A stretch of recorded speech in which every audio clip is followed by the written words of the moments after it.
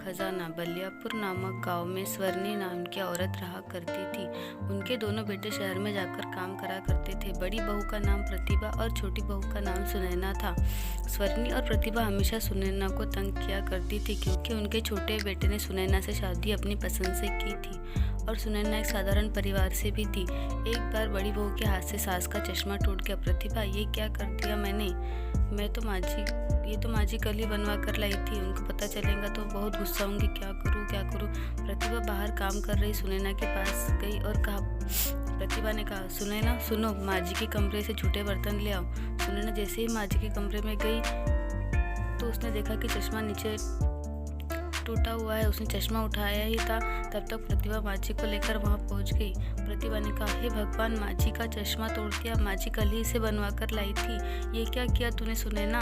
कोई काम ध्यान से नहीं करती हो तो इतना नुकसान कर दिया। स्वर्णी ने कहा, ये क्या कर दिया तूने? जब से आई है नुकसान पे नुकसान ही किए जा रही है। एक तो घर से खाली हाथ आ गई और अब जो मेरे घर में बचा है उसे भी तोड़ना चाहती हो। सुनैना ने कहा, माँ जी ये मैंने नहीं किया है। प्रतिभा दीदी ने मुझे बर्तन देने भेजा था तो मैंने देखा कि चश्मा टूटा हुआ नीचे गिरा है। प्रतिभा ने कहा, तू क्या कहना चाहती है कि मैंने तोड़ा है? सुनैना ने कहा, नहीं दीदी, मैं तो माँ जी को बता रही हूँ कि ये मैंने नहीं किया है। यहाँ प्रतिभा रोने की एक्टिंग करके दिखाती है। प्रतिभा, माँ जी मेरी किस्मत देखो ना माँ जी, आपने देखा ना, आपके सामने मुझे गलत बना रही है। सुनैना ने कहा, नहीं दीदी, मेरा ऐसा कोई इरादा नहीं है। प्रतिभा ने कहा, चुप रहो तुम, एक तो नुकसान करती हो, ऊपर से झूठ बोलती हो। स्वर्णी ने कहा, जाओ मेरे सामने से और दोबारा मत आना जब तक घर का सारा काम खत्म ना हो जाए, समझी? उसके बाद तुम जंगल चले जाना, वहाँ से लकड़ियाँ काट कर ले आना। प्रतिभा ने कहा, जंगल चले जाइए उस समय से, समझ गई? सुनैना ने कहा, लेकिन दीदी इन सब कामों को करने के लिए शाम हो जाएंगे, इतनी जल्दी सब कैसे करूँगी? प्रतिभा ने कहा, मुझे क्या पता, माँ जी ने बोल दिया सो बोल दिया, समझ गई सुनैना? माँ जी, स्वर्णी ने कहा। प्रतिभा ने क्या कहा समझ नहीं आया है क्या? सुनैना ने कहा, ठीक है माँ जी, जाती हूँ। बेचारी सुनैना उदास मन से वहाँ से चली जाती है। स्वर्णी, भगवान करे जंगल से वापस ही ना आए। मैं अपने बेटे की किसी अच्छे घर में शादी करूं और दहेज भी बहुत सारे गहने और रुपए भी ले लूंगी। ये सब सुनैना ने सुन लिया। प्रतिभा ने कहा, माँ जी मेरे लिए भी एक सोने का हार ले लेना, आखिरकार मैं इस घर की बड़ी बहू हूँ। स्वर्णी ने कहा, ठीक है, अब जाओ मेरे लिए कुछ बढ़िया सा खाने को ले आओ। प्रतिभा ने कहा, जी माँ जी अभी लेकर है। प्रतिभा वहाँ से चली गई। स्वर्णी का अब बस इस सुनैना को दुनिया से मिटाना होगा। एक बार एक काम हो जाए, मैं पंडितों को जी भर के खाना खिलाऊंगी।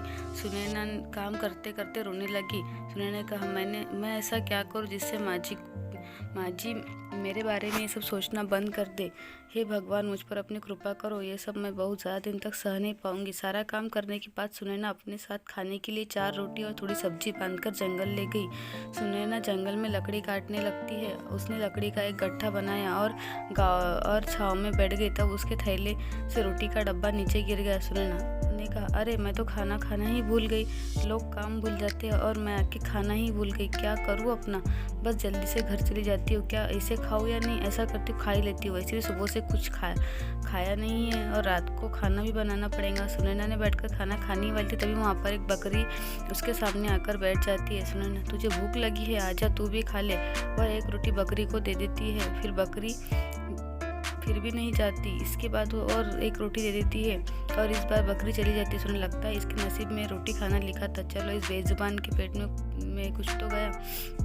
इसके बाद वो थोड़ा सा पानी पीती है। तब तक जंगल से एक बूढ़ी औरत बहुत सारा सामान लेकर गुजर रही होती है। सुनैना ने कहा, माँ जी आप इस जंगल में? बूढ़ी औरत ने कहा, मैं अपने गांव जा रही हूँ बेटी, ये रास्ता जल्दी पहुँचा देता है, इसलिए यहाँ से जा रही हूँ। और बहुत बूढ़ी थी। सुनैना को उस पर दया। सुनैना, अम्मा बैठो, मेरे पास 2 रोटी है, आप इन्हें खा लो। वैसे भी मुझे तो घर ही जाना है, इसलिए इन्हें खाने का तो समय नहीं है मेरे पास। आप मुझे थकी हुई लगती है, आप इन्हें खा लो। अम्मा बैठ गई और हैरानी से सुनैना की तरफ देखा। बूढ़ी औरत ने कहा, इस जंगल में लगता है भगवान ने तुझे भेजा है मेरे लिए। ला बेटी, जोरों की भूख लगी है मुझे, बहुत बुरा हाल है, खुश रहे तू बेटी।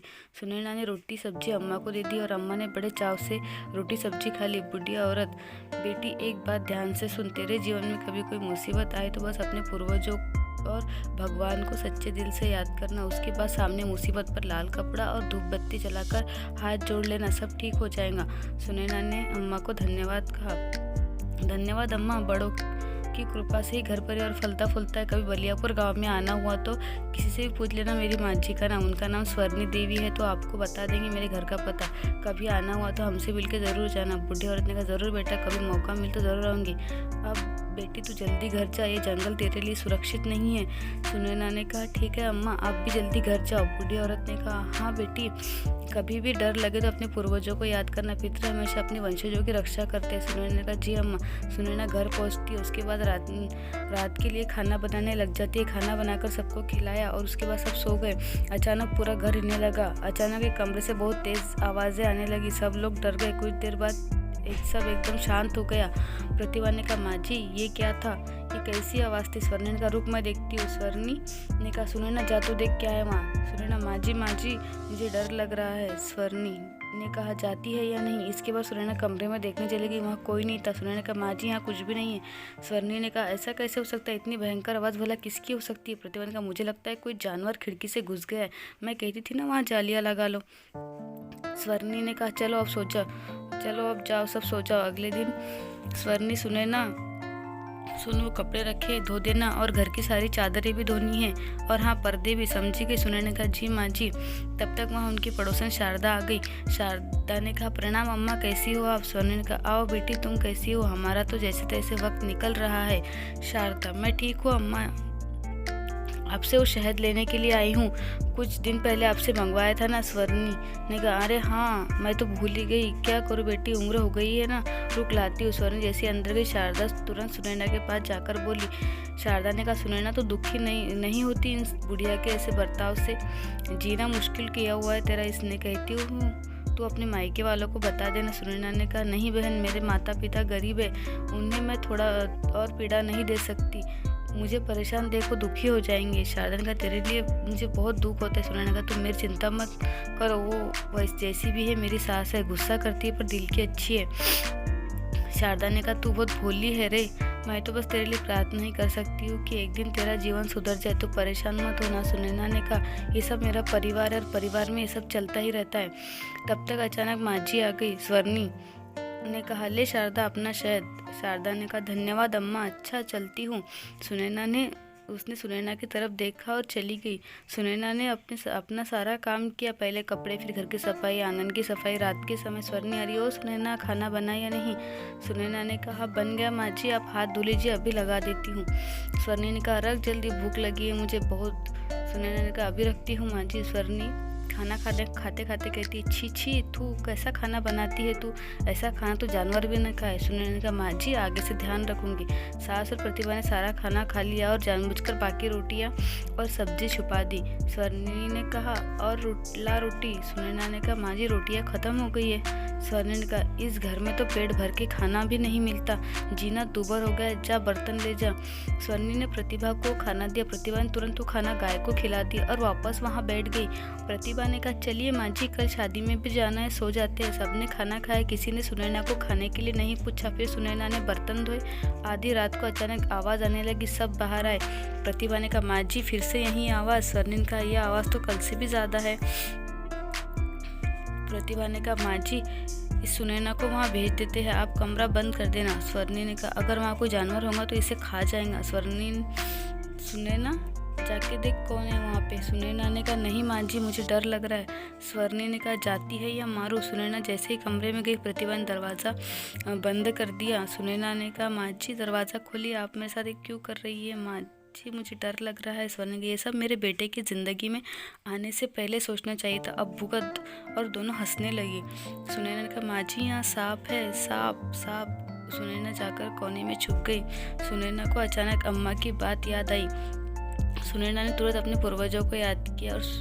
सुनैना ने कहा हे पितृ मेरी रक्षा करो, कोई तो उपाय दो ताकि मैं इस मुसीबत से बच पाऊँ। अचानक वहाँ पे एक लाल कपड़ा और धूपबत्ती आ गई। सुनैना को बुढ़िया की बात याद आ गई। सुनैना ने तुरंत डरते डरते उसके पास गई और धीरे से उस पर लाल कपड़ा डाला और धूपबत्ती जलाने लगी और भगवान का नाम जपने लगी।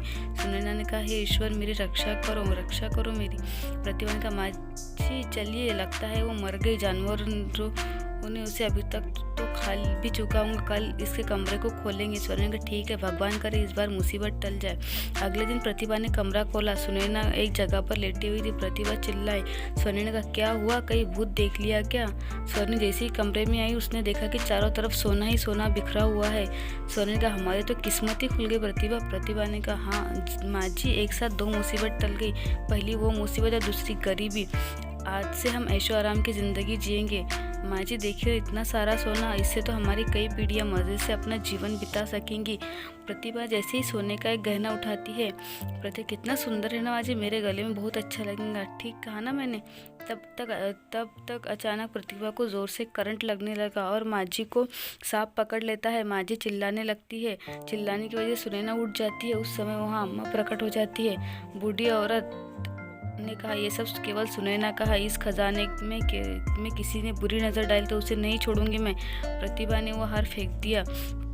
सुनैना ने कहा अम्मा माँ जी और प्रतिभा दीदी को आप छोड़ दो। बूढ़ी औरत ने नहीं बेटी, ये सब तुझे जीने नहीं देंगे, मेरे होते हुए तुझे कोई तंग नहीं कर सकता। सुनैना ने कहा अम्मा मैं आपके आगे हाथ जोड़ती, कृपया छोड़ दो इन्हें। बूढ़ी औरत ने कहा ठीक है, दोनों बच जाती है। सुनैना ने कहा माँ जी आप ठीक तो है ना? सुनैना ने कहा प्रतिभा दीदी आप ठीक तो है ना? सुनैना ने कहा अम्मा मेरी बात मानने के लिए धन्यवाद। बूढ़ी औरत ने कहा ये सब तेरा है सुनैना। सुनैना ने कहा अम्मा ये सब मेरा कैसे हुआ? बूढ़ी औरत ने कहा ये सब तेरा है सुनैना। सुनैना ने कहा अम्मा ये सब मेरा कैसे हुआ, आप मुझे ये सब क्यों दे रही है? बूढ़ी औरत ने कहा बेटा ये हमेशा से तेरा ही था। एक ज़माने में तेरे पूर्वजों ने इस खजाने को छुपाया था दुश्मनों से। वो चाहते थे कि ये सब उनके किसी वारिस को मिले और जो ईमानदार और नेक हो, ताकि सबका भला हो सके। वो चाहते थे कि दुश्मन इसका गलत इस्तेमाल ना कर पाए, इसलिए उन्होंने इस खजाने की पूजा कराई। इसके बाद एक खजाना सर्प में बदल गया और तब से वो तुम्हारे वंश के सही उत्तराधिकारी को खोज रहा है।